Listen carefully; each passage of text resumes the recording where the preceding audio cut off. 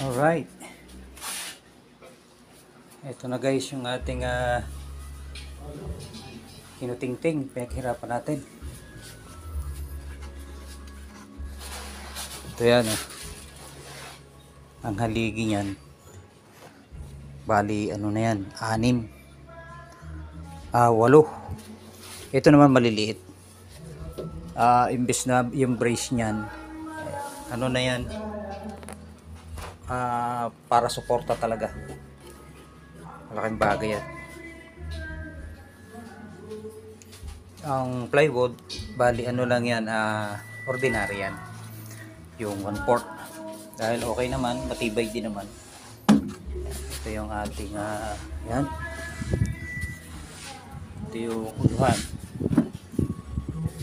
Yan, okay, i-ready lang natin yung yung kwarto. Right, ito guys ito na ang aking pinaghirapan. Hindi ko na nilagyan ng varnish kasi medyo may amoy, ay baka umulan. Kaya yan, nilihan na lang muna yan.